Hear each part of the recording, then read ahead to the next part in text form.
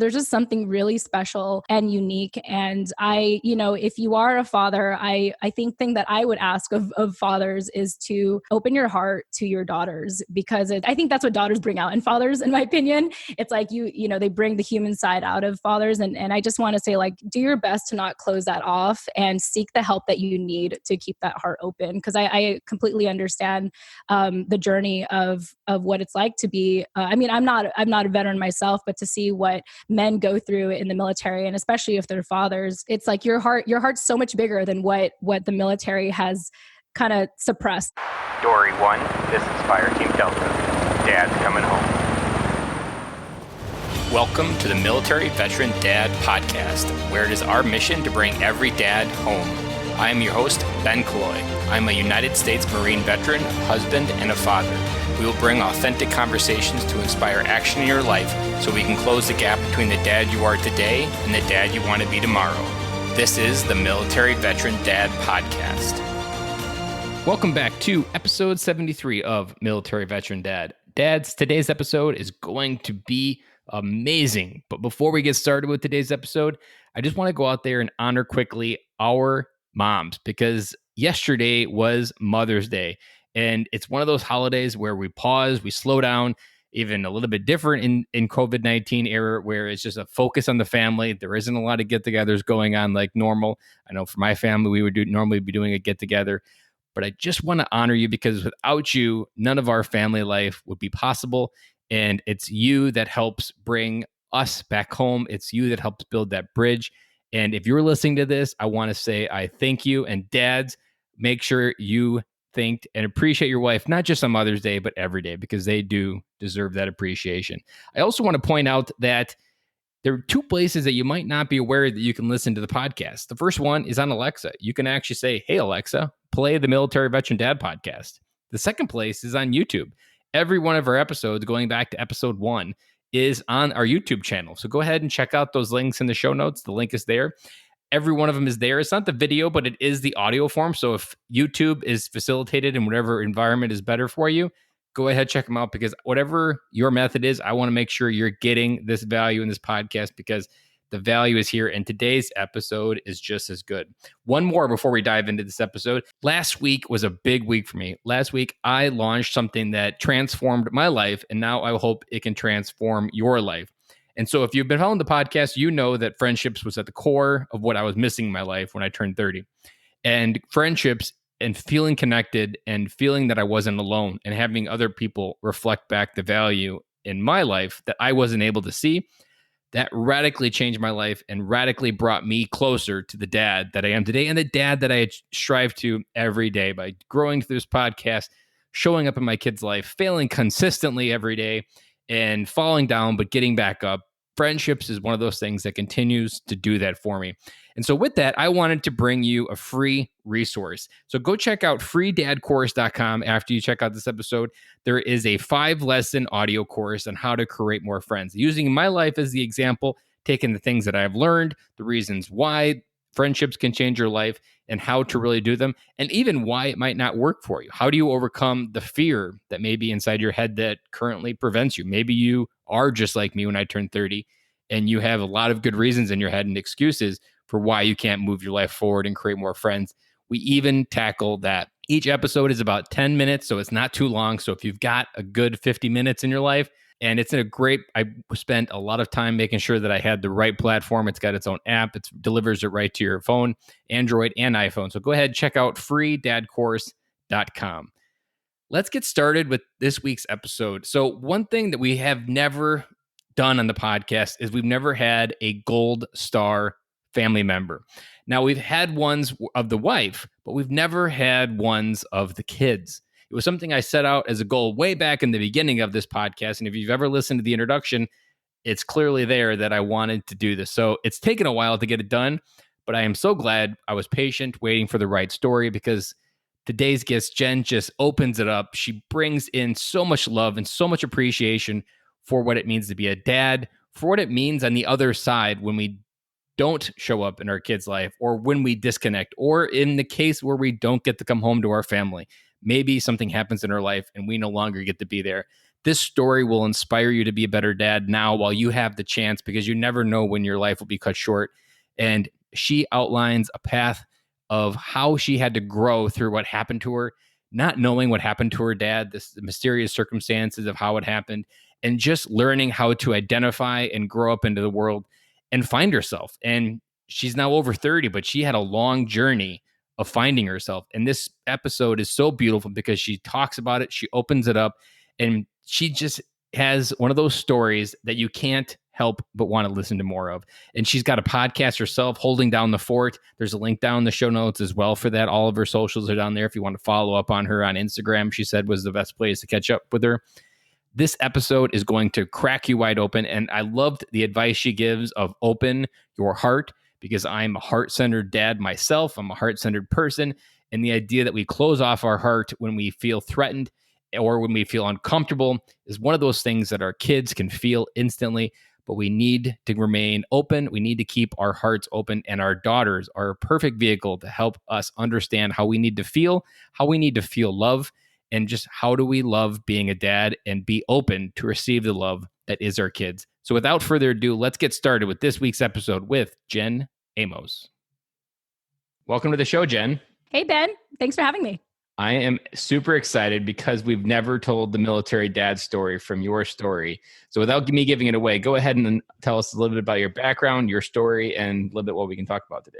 Yeah, absolutely. So I am what they call a Gold Star daughter.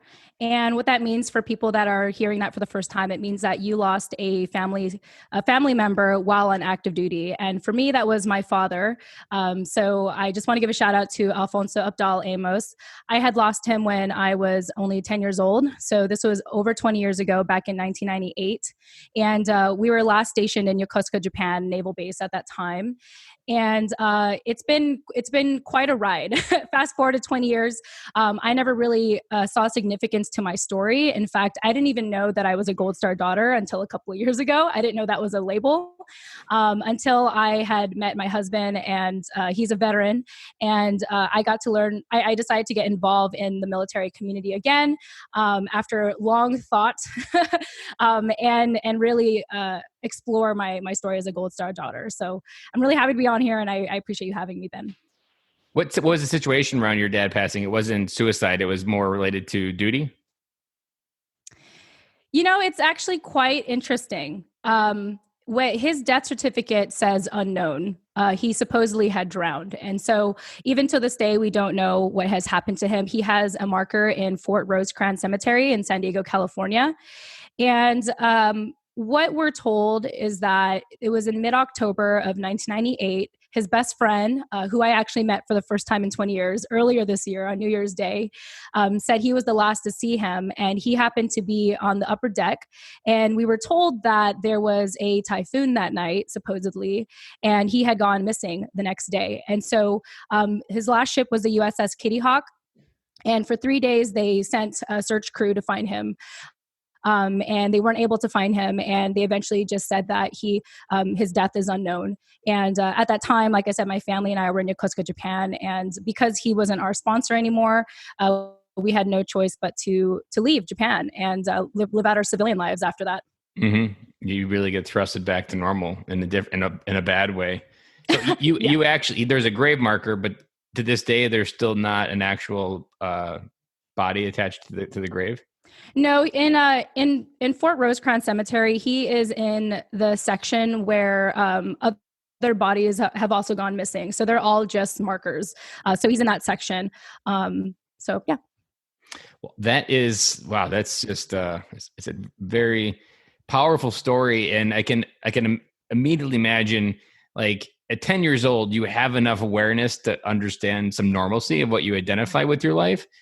But then you also have the raw ability to feel some of the strong emotions that I can imagine you felt after that. What was some of the things that you first started feeling, if you can unpack that a little bit? Like, what was those years after between 10 and 15 for you? Yeah, absolutely. It was interesting because I remember the day when they came to our apartment and told my mom the news. We were sitting on a couch, and I was sitting right behind her when they were telling her what was happening. And I honestly, at that time, at 10 years old, I didn't know how to react. So I looked at my mom and she started crying. And I was like, okay, I'm going to cry too. So I sort of actually forced myself to shed a couple tears just because I thought that I had to. I actually did have very fond memories of my father. I'd like to believe I was the princess. I'd like to believe I was the favorite daughter before my sister was born, because for 5 years at least, I was the youngest sibling. I have an older brother. Anyway, it was only after the sort of the funeral service, really, and after going to church and stuff, and after the news, when it really hit me that my dad was gone. And it was actually coming from a selfish place, because we had all this what do you call it, all of this media attention for my dad's disappearance. That's when I started to feel like I was making friends. Like, people started talking to me, and of course it was for like sympathy. I don't think they really were trying to be my friends. But it was really when they finally told us that we had to leave that I actually started crying, and I was really resentful about it, because I thought, oh, as a military child, just like with I think most active duty military families, you move every 2 to 3 years, and some people thrive in that environment, but I couldn't. I was an introvert. I was shy. I needed routine, and at that point, I essentially gave up on trying to make friends. Like, I was like, okay, like, we're moving again, and even when we moved to San Diego, we moved again, and my life has been constant moving. Even in the last 5-6 years, I've moved more than a handful of times. I think as an adult, it just became a part of me to do that. The next thing the other thing I want to add is that I think I really, within those 5 years that you're talking about, I think I became just really numb and really depressed. And I didn't know how to identify that at the time. I didn't know what I was going through. I was very aloof. I kind of just hung out with people if they wanted to be my friends. It was kind of like, hey, Jen, you're my friend now. I'm like, okay. And, that doesn't always lead into the best types of friendships. I definitely had experienced bullying, and I had experienced just like very narcissistic friends that I didn't know how to say no. I didn't know how to set healthy boundaries, because I thought, well, they're with me, so that's all that matters. They're not going to leave me. They're not going to disappear. Because one thing I realized after losing my dad is that I had struggled with abandonment issues. And if anyone is hearing that for the first time, it's really this idea that you think everyone's going to leave you or die unless you leave them first. And so even if I didn't have the best of friendships, just knowing that they were there was more than enough for me, toxic or not. So, those first 5 years were it's interesting that I can say this now at 32 years old. Like, trust me, even if you asked me this almost a decade ago, I wouldn't be able to articulate this. But yeah, those 5 years were really hard. And I was just very complacent. I almost felt like I was, one of my coaches had told me this, that it almost seemed like I was disappearing, because I probably just didn't feel like I mattered anymore after I lost my dad. Yeah, because a father to his daughter, I mean, that's our role as fathers is to help validate our daughters who they are and to value themselves inside. And when that gets turned off, and it sounds like he was a good dad that was doing it well before, you slowly start. It's like just when you turn a faucet off and you got it's starting to drip out the bottom of the sink. Like, it's eventually going to run out, and your internal value is going to be derived from other people. But it also sounds like you had that like connection, like your brain didn't want you to feel that pain of loss again. So it did a lot of subconscious things to make sure that you avoided that feeling of loss, or maybe probably self-sabotage a relationship before that feeling even happened. That's a really good observation, Ben. And you are absolutely right, because really since then, I had a series of toxic male relationships within my family and outside of my family. It was only really till I met my husband where for the first time in my life, I felt like I had remnants of my dad through him, as odd as that sounds, because my dad, he was emotionally available for me. I was the center of his world. I always like to believe I was his favorite, child until my sister was born. And yeah, you're right. It's like when I lost him, I just thought, I had this belief in my head that if I could come close to that again, I'm probably going to lose it. And so I can't get close to that for my own safety, for my own sanity. So you're absolutely right. And like I said, I've had a lot of help in the last handful, almost 5+ years to get the kind of help to realize like, okay, Jen, like you actually deserve to be loved. You deserve to be valued. No one will ever no one will ever replace your dad's love, but you still deserve, unconditional love, and you deserve to be validated. And, my mom, you would think like, oh, what about your mother? Well, my mother, she was a survivor after we lost my dad. She was a widow of 3 kids under 11 years old. We were 11, 10, and 5. And so she had to figure that out like all on her own. And fortunately, she had her siblings help her out. But even so, her mindset was all about survival and providing. And I am happy to say that my mom is doing so much better today. She's healthy, she's happy, she's stable. But really those, that first decade or so after losing my dad, I had a really rough relationship with her because I was, even though I was the youngest daughter at the time, I was the oldest daughter. So when my sister was born, my sister kind of became the golden child in my perspective. And so I think my mom felt most connected to me because I was her daughter, that she had a lot of expectations for me more so than my older brother. And I want to pause right here and talk to the dad listening to this, because you just validated what I've been talking about on the podcast for so long, that as fathers, the man that we live up to be is the template that your daughters go out into the world to measure every person they meet. And the father that lives up to who he is and who he wants his daughter to bring home doesn't have any worry of what his daughter brings home. And in your case, you didn't have that template. But Right. when you found your husband today, you used the words like, he measured up to the man that I remembered with my dad. Yeah. And that connection, that's like when you just start figuring out who you are and start dating, that measurement is something that fathers have the bar to set. So if you're not setting the bar high and you're not liking who your kids are dating, that's a direct reflection of how high the bar you've set for yourself. And you nailed it right there when you said that, like, that's what you liked about your husband, because he met the bar. And it took you a long time to unpack those emotions of what your dad, you probably suppressed those memories of who he was because it was safe to do that in your mind. But then when you started connecting with it, that love came out, and then you had kind of the blueprint, that template that he left to go out into the world to find someone to measure up to him. Yeah, absolutely. And I just have to give a shout out to my husband because he's put up with a lot with me. I mean, and I know he can say the same. He's like, well, you put up a lot with me. Like, that's why we're meant for each other. But, I remember when I started to see a lot of my traits in my dad and him, it was really hard for me to unpack that with him. It was hard for me to open up about it, because every time I would try to bring it up, I would kind of like swell up inside, and I get so emotional, and it would be so like I would almost cry every time. And it's really in the last year or two where I finally feel like I've found my voice and I could really articulate myself to him, so much so that I think it intimidates him sometimes how expressive I can be.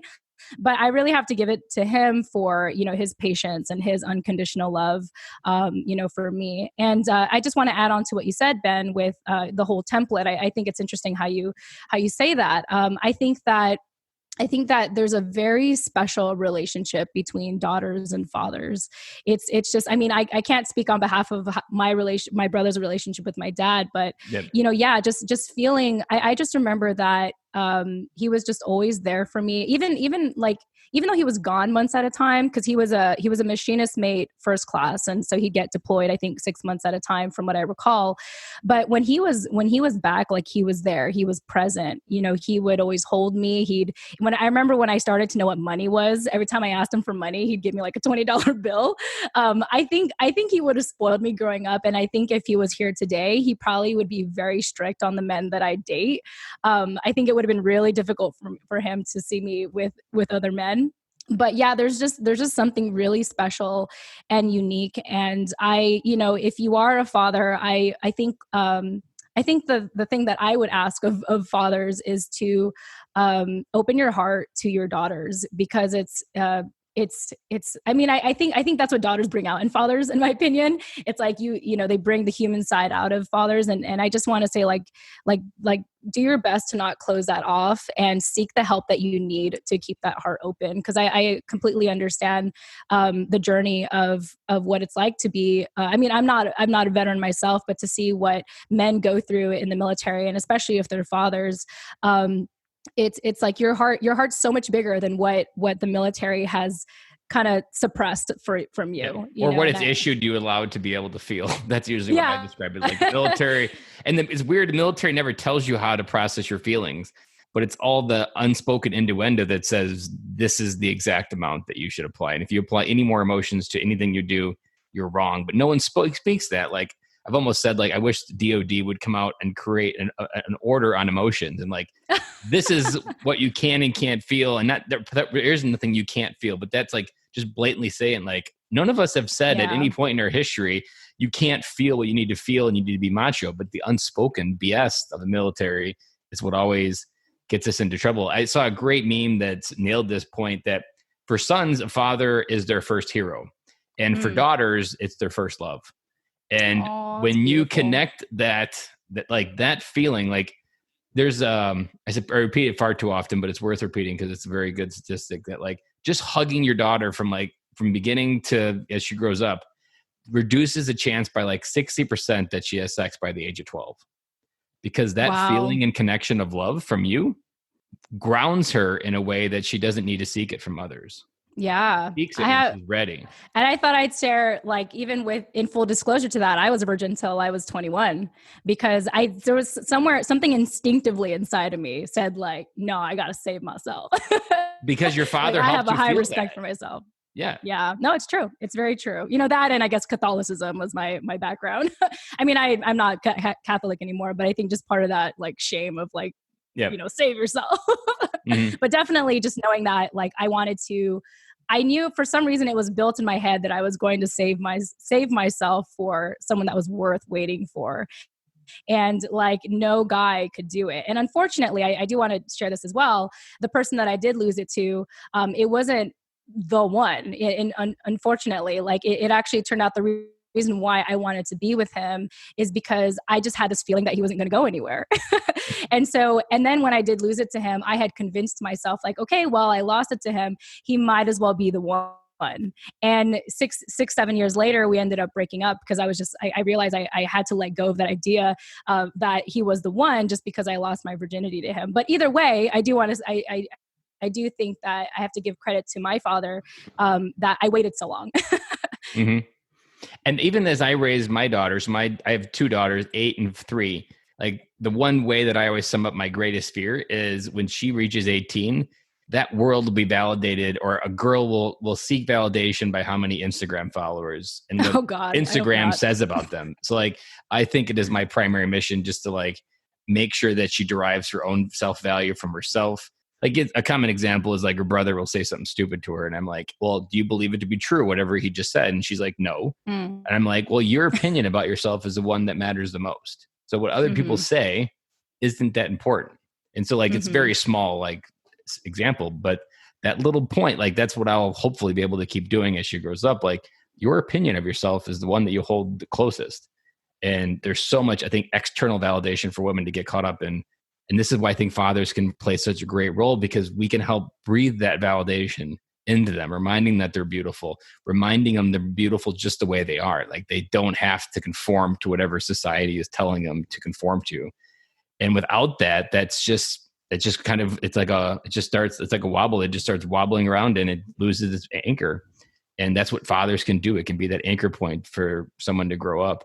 I have to ask, so like, as you worked through and you're now at 32 and you reflect back, I can't imagine that you would not want your dad to come back. But what's something that going through that moment has forced you to find deeper, and you've probably couldn't imagine finding in a different way than having to go through the process of losing your dad? Is there some type of beauty that's come out of you going back into this idea of your dad passing that's allowed you to kind of like switch from life happened to me to my life has happened for me, even though it's still a tragic thing to go through? Yeah, absolutely. I have, a therapist didn't diagnose this to me, but they unofficially said that I have post-traumatic growth, which means that I essentially grow from my pain. I grow from my traumas. And I was actually just talking to, I currently have a life coach, shout out to Jason Matthews with Charlie Mike Life Coaching. But he, what was I going to say with him? What was the question again? Help me out here. About how life is happening to you or for you and not to you, and that you have the post-traumatic growth. Yes. Okay, thank you. Yeah. So what is it? So Jason Matthews had pointed out to me that when I was telling him about my upbringing and how I moved every 2 to 3 years, and even in my young 20s when I graduated college, I got fired from 4 jobs consecutively. And so a decade later, I've been self-employed ever since. Like I have never worked a full-time job. It hasn't been easy, but I figured it out. And my Jason had mentioned to me, he's all like, it's interesting how you took all of that, like kind of spontaneous, sporadic, unpredictable lifestyle, and you just owned it. And it is quite interesting even today with at the time of this recording, with this pandemic, with COVID-19, that while a lot of people are really affected by, this change and establishing a new normal, this is completely normal for my husband and I. It's like we've been working from home for a long time, and we know what it's like to pivot, like, him being a veteran and me having this military family background. So I want to say that, like, as much as I would have wished for my dad to, still be around, as much as how awesome it would be if maybe he actually has been around this whole time and he finally showed up. If there's one thing, there's a big lesson I had learned from all this, because in all of my coaching and therapy, I came to a place where I had to be okay with not knowing what happened. I just had to be. And it was interesting because a lot of my life I was always trying to complete things or try to find the answers to things, like in general. Mm-hmm. And when I came to a place where I was like, I guess I'll never know, maybe I'll know one day, but the point of life is not knowing it all. It's about living it. And maybe the answers will come later, but you don't spend your life trying to live for those answers, because they just may never come. And in my case, it's my dad. Now, I do want to say that, earlier this year, my sister and I started to interview people that knew my father, and we actually have some evidence, or we have this theory that my dad was actually suicidal, and he actually struggled with depression throughout his service. He was in the service for 18 years. He was almost done. He had 2 years before we lost him. Yeah, and so it's interesting to know that, because I know that I've struggled with mild depression for a very long time, and even with suicidal thoughts. And to have discovered that, to know that it runs in the family, is very like, oh, I see. So it's not just me. And so I think to answer your question overall, I want to say that like it was a good experience overall, and it taught me a lot, because it had to, because I just can't change anything. I can't go back. I can't go back to Japan. I can't go back to those friends.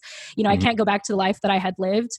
I just can't. And so all I can do is accept it and be okay with not knowing, and live my life anyway. And I have to say, I can't complain. I have a good life. I'm very fortunate. I'm very fortunate that I had sought out help. I'm very fortunate to, have good friends and loved ones.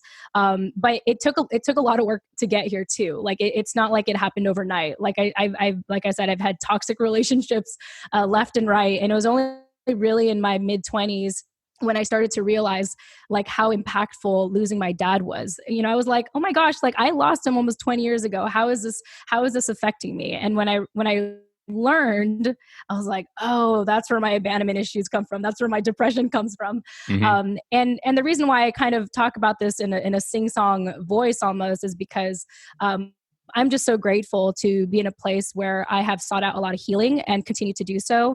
And part of that is sharing my story with you. Your mess became your message. Yes, exactly.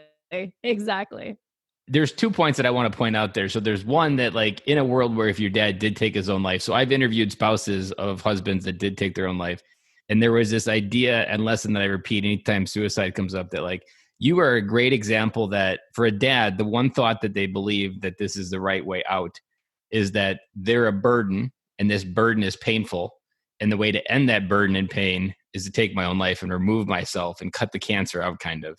But you're an example, and every other person who has a family member of suicide, they understand this idea that the pain doesn't stop. You only pass it on, and you pass it on in a way that they'll never understand it.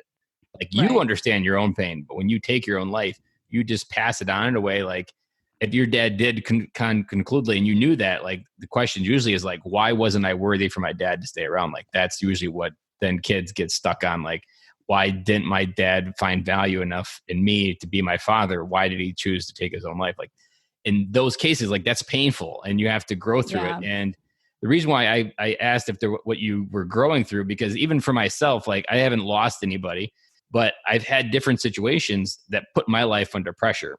So the place that I lost my job at, I was never really that happy. And so for like 4 years ago, the pressure of that unhappiness made me want to start a side hustle. That journey over 4 years allowed this podcast to happen. It allowed me to dig deeper into myself. Yes. And that pressure in your life, whatever it may be, good, bad, or the ugly, that pressure is actually good. And I always use a diamond as a good example, because a diamond is just raw carbon under pressure, but something beautiful comes out on the other end. So in your case, and this is why I love what you said, post-traumatic growth disorder, like, when you have something traumatic happen, it is traumatic, it did happen, but it's just experiencing a lot of life in a short amount of period. Like, you have enough depth emotionally now that you can probably speak at a level that most 50-year-olds probably can't, because they haven't had that depth and emotional growth. And when you have that post-traumatic disorder, you grow so exponentially. But when you figure out that it all happened for you, you just don't always know what. And like, as dads, I always like to say it's like 1,000-piece snap-on toolbox, and they're all specialized wrenches. You just don't know what wrench you need for which moment. But there's going to come a moment, like in my daughter's life or in your kid's life, where you're going to be able to pull out a wrench that you never knew really what it was for, but it was related to what happened to you. And you're like, oh, this is what this wrench is for. Because it all can help someone else when you figure out how to take your mess and turn it into your message, that it really allows you to do other things. Like, a common one for me, I repeat, is I did an exercise and wrote a letter to myself of why I was worth it. And in the letter, I said to myself, like, early in life, you think all people pushed you down, like high school was hard, people bullied you, like that emotional suffering and being in the bottom really hurt. But then I have no idea where this came from, but it came from myself. I said, early in life, people pushed you down so that later in life you could pull people up. And that's exactly what this podcast is. Like, I've lived on the bottom. You've been to the bottom.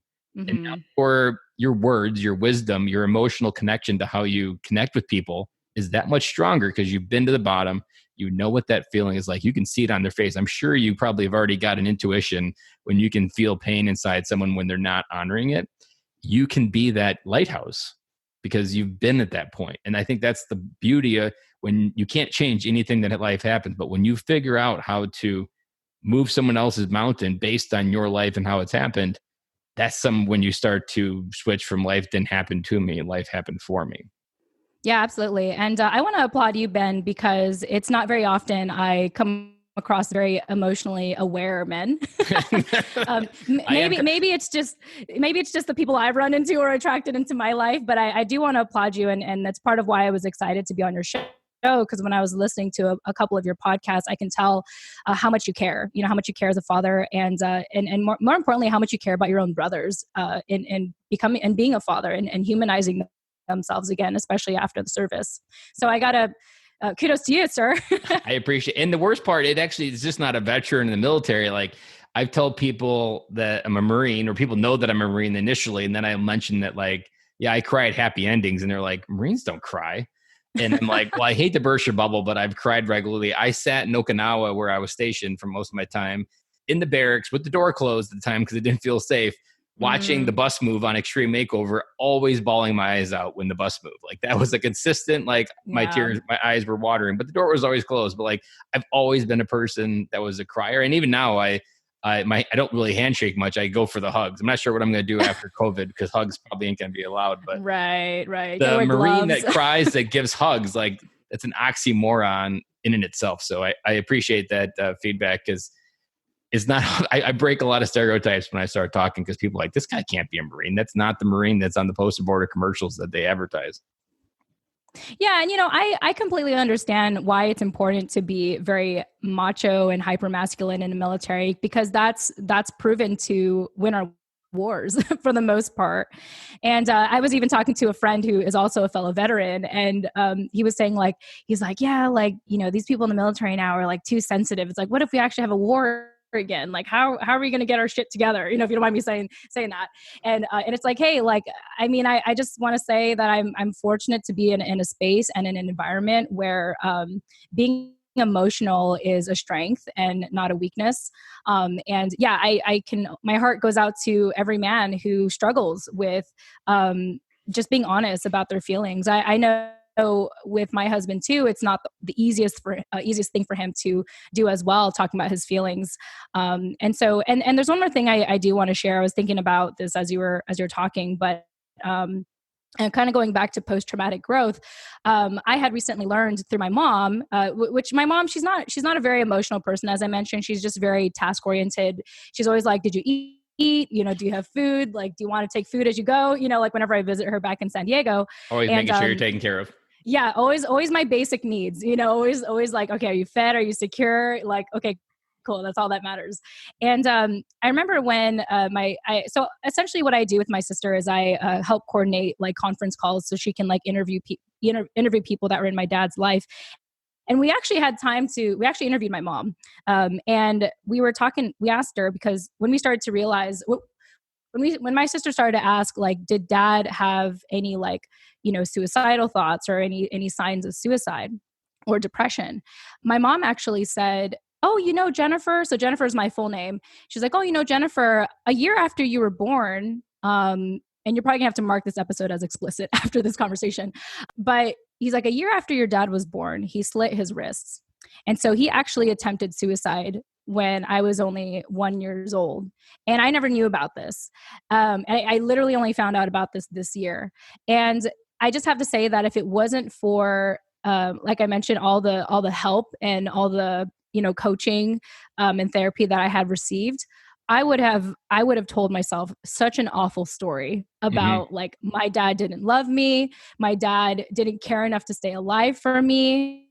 Like I could have told myself that entire story. But you know what? I've come to a place where I realize that like we're all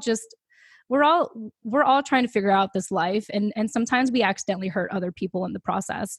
And if you know a little bit of, if I can share my dad's background, for a little bit, he was actually a farmer in the Philippines. Like both of my parents, they're a background of farmers, and they're still farmers today over there. And he actually loved farming, but his dad was like, nah, you got to go, you got to join the Navy, you got to get out of here. You got to have a better life. And so my dad actually joined the military, not because he wanted to, but because he was forced to. And I can only imagine at that time, because this was in the 80s and the 90s, probably the racism and the discrimination he probably went through at that time. And also just how mental health wasn't highly spoken of. When you come from a third world country, mental health is considered a luxury and almost like really silly and retarded, to like seek that kind of help. And so I think my dad had held in a lot of things. And so even though I'm here thinking like, oh my gosh, like you had 2 more years, to retire. Like you're 2 years away. Like you could have stuck it out. But I could imagine that at that point, he probably was just in so much pain that he probably felt like that was the only option for him at that point. And so I feel fortunate to be in a place where I know it's not my fault. Like, I mean, I can at least tell myself that story. And I just wish that I was there for him. I wish I knew. I wish I was self-aware enough to be like, hey, Dad, I'm here for you. I love you. Come back home. But I was only 10. I had no idea. And so, I just really appreciate you giving me the time to share that and to know that, to really create awareness that, suicide and depression and mental health is really an issue in the military community. And as you mentioned earlier, it's quite unfortunate that it's not really, I don't know, added into the program. and it's no wonder why, what's that number again? 22 veterans commit suicide every day. It's just so unfortunate that that's a statistic.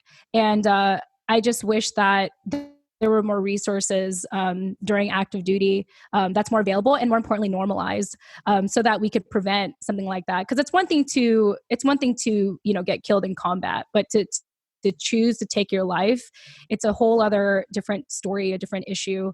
And if that's true, now I'm not saying this is true, I'm just what I've gathered. Yep. A lot of things make sense if that's true. And I'm just fortunate to be in a place where I can handle that information.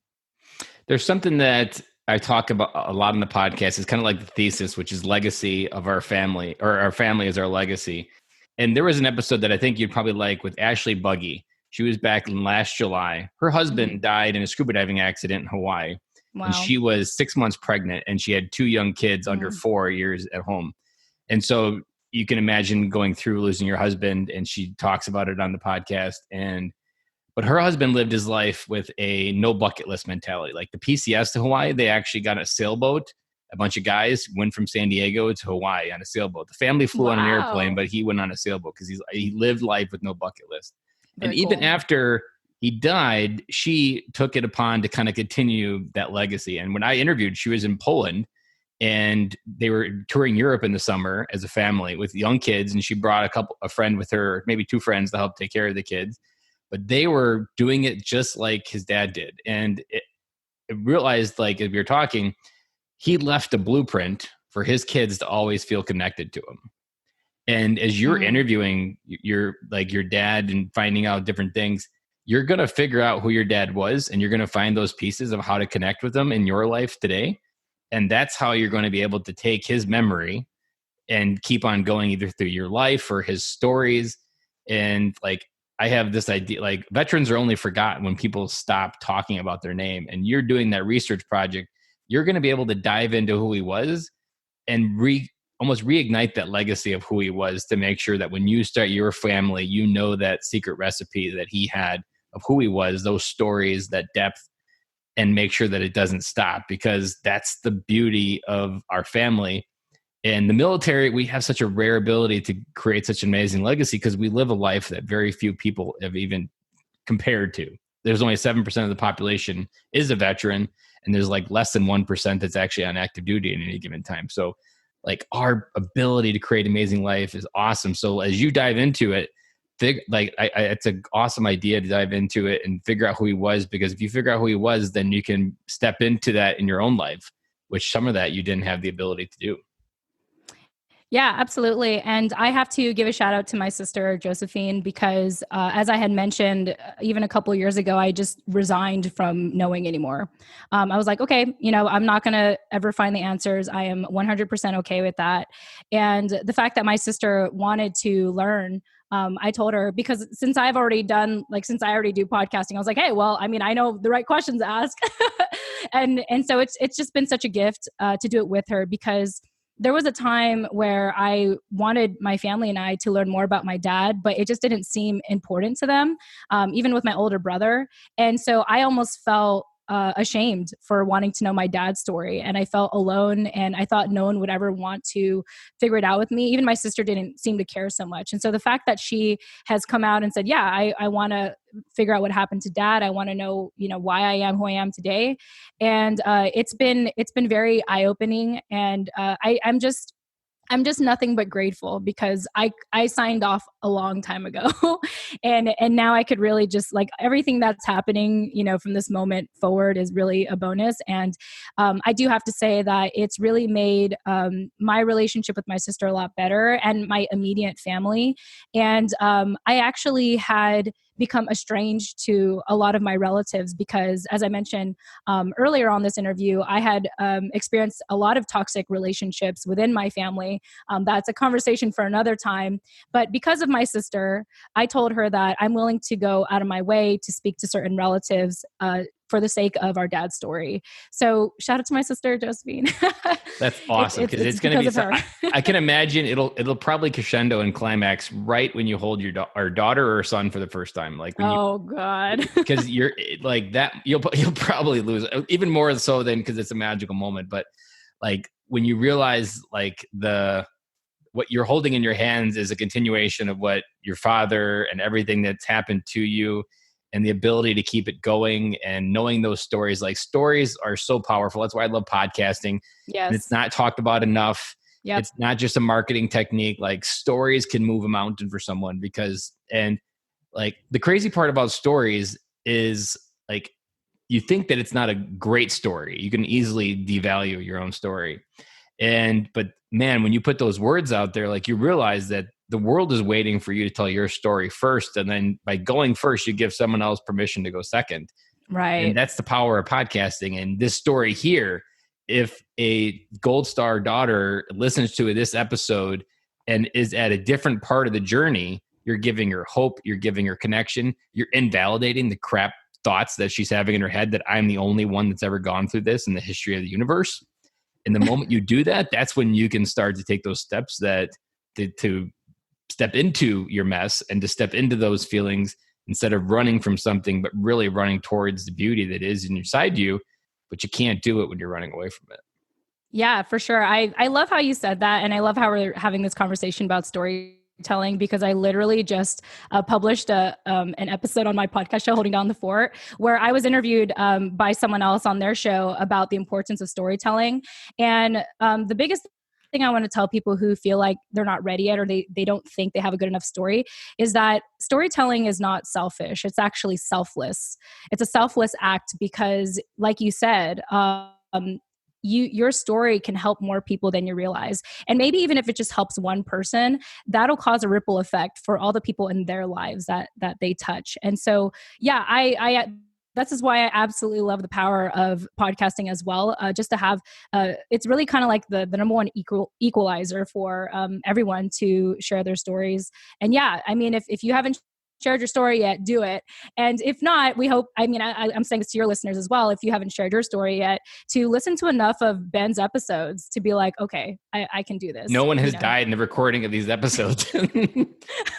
Despite what your brain, good. Despite what your brain says, you're going to explode. Like that, yeah, internal anxiety. You mentioned it. Like you just feel like you want to throw up when you start facing that raw bottle of emotion. Like there's a thing that I talk about quite a bit. Like I did an episode on emotions back in November. It was 20 minutes. I didn't consider it anything game changing, but it was my perspective on what I've gone through. A Vietnam veteran emailed me and said, if I would have had your episode 30 years ago, I would have been a better dad. Wow. And that was just me sharing 20 minutes. Helped him reconnect with the feeling that, in his case, it was probably a little bit regret, but it's never too late. His kids are still part of his life. And now he gets to step into that. And the part of the stories, like you think about it, they're very tribal. Like stories were the method of how wisdom was passed on in the tribes growing, or before society decided to be industrialized. And we've completely forgot that. Like that's what the power of podcasting, I think, is bringing back the wisdom within stories. And that's how information was passed on. That's how people continue to learn from the lessons. And that's how a lot of the history has been recorded, is through the stories. And those stories, I'm sure, were unremarkable. I'm sure they were just probably like hunting type stuff. But yet those stories were learned and passed down to teach a lesson about something. And that's the beauty of what you have now. You're going to be able to take a lesson from your dad and be able to explain it to your kids. Like, this lesson I got from my dad because I heard it from someone, and I want to repeat it to you because it changed my life when I heard it. Yeah, for sure. And I want to add that back then when I used to be nervous, or shy, or feel like I didn't have a good enough story, fortunately, I've been in an environment that has enabled me to share my story, and to really be more comfortable in my own skin and my past. And there's a good quote that I heard from someone. I want to share it on here as well. And it's about sharing, really about sharing your story, or sharing your story. Is that if you are nervous, just focus on being of service. Like when you focus on helping other people, when you focus on serving other people, the nerves just go away, and if you don't like, because otherwise as rough as it sounds, you're being selfish. You're being, a little self-centered, like for you to think I don't know. That's pretty much it. All I have to say about that is like when you realize that, when you can get over that hump and realize like we all have a part to play in this world, it's called storytelling. It's called storytelling because you can't tell a story unless someone else is listening. Storytelling is about building bridges. And when you build bridges, it's not even just between you and I, Ben, but it's the people that are listening. And it's the story that they will see. It's the stories it's our stories where they will see themselves in. And so that's part of why I am very unapologetic of me talking about this, and why I've done a lot of work to become more articulate, because it's not about me. It's not about me. It's about that other Gold Star daughter who lost her father at a very young age. And she is, maybe the same age as me, if not older. And she's wondering why she's been divorced 5 or 6 times. Yep. And she's realizing like, oh, it's because I lost my father. And I think a lot of us tend to take our upbringing for granted. We don't realize like how malleable we were. Yeah, exactly. And so if we can all realize that, I think that'll help all of us just be a little more human, a little more compassionate, and a little more empathetic toward one another. There's a story that you'll like because it was from Podfest. So that networking speed dating thing that we did, like on the I first did not night. go to that. Oh, it was absolutely amazing. Was it? Okay. I loved it. And there was a mom at that table, one of the tables, and she was saying, I edit podcasts, but I've always wanted to start a podcast. So then she starts unpacking, and she wanted to talk about postpartum depression for women after having babies. Yeah.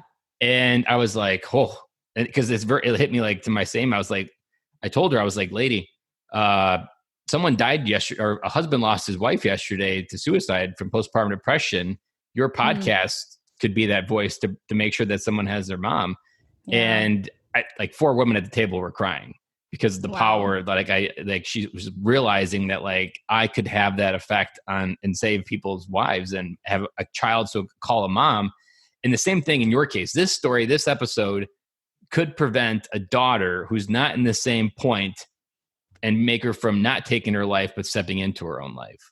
Like, yeah, absolutely. That's the power when you share it out. And if you have any type of mess and you haven't figured out how to turn it into the message, there's someone out there that's a few steps behind you waiting for you to figure it out. Because when you do, you'll be able to be, like I said, that lighthouse to help them through that darkness, because you're on the other side of that darkness and you've always got to be looking backwards. And I think that's why I love framing it like life's not happening to you, but it's for you, because everything that's happened, you can help pull people through what you went through as well, because you're ahead. Yeah, for sure. And one more thing I want to add to that, Ben, is that, I want to thank you for creating this platform, for people, for giving a voice to veteran dads and to people myself, because, I think as connected as we are with social media and technology today, a lot of us feel so alone in our immediate network. Like some of us feel so alone within our families or within our friends that sometimes podcasting is the friend that we've all been looking for, So a lot of these, I can only imagine that a lot of your listeners probably wouldn't talk to, people within their network about these conversations. And so the fact that you give them the opportunity to eavesdrop and learn something is extremely powerful. And this just goes back to us preaching the importance of you sharing your story, because you just never know. There might be that person who feels so alone, even amongst loved ones, but it's your story from a stranger, from all people, where it's like, wow, like because of you, because I don't know you, but because of your story, I can live another day, or I can do this.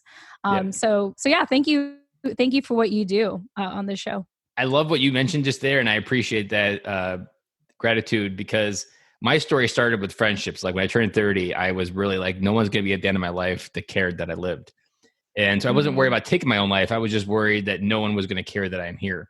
And so my story of friendships is my beginning. I started with talking with dads at the park, and that's really where I stepped into my growth to get where I am now.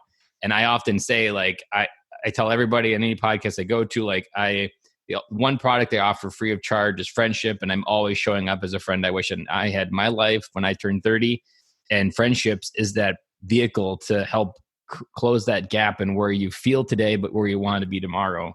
And when you feel connected with another person and a friend, like that's what helped change my world. It wasn't like a bunch of therapy. I just needed to feel connected to someone else. Oh yeah. There's this really good book that I read last year. It's called The Upward Spiral by Alex Korb. And he essentially said that, I mean, there's a lot of ways to work through your depression and to lower your depression, but the number one way to like cure depression is through connection. And so it doesn't even always have to be in person. It could just be listening to podcast shows, to listen to these kinds of stories. And so that's why it's so important, I think, for us to share our stories and to have a platform like this. And just another reminder that connection is so imperative, and storytelling helps build that connection with people. Correct. And that when you can just feel connected, you don't feel alone. If you don't feel alone, then you feel everything is possible. Yes. If people want to connect with you, Jen, and follow up, or if there's a daughter out there listening that would love to have a conversation, where's the best place to find you? Yeah, well, you could actually find me on LinkedIn, just Jen Amos, JenAmos. You could even check out my podcast show, holdingdownthefort.podcast.com. You'll find all my social media links on there. And then also, if you're on Instagram, I'm pretty active on there. My IG handle is the Jen Amos. And yeah, that's it. So I hope to connect with all of you. And I want to thank you, Ben, again, for the opportunity to share my story.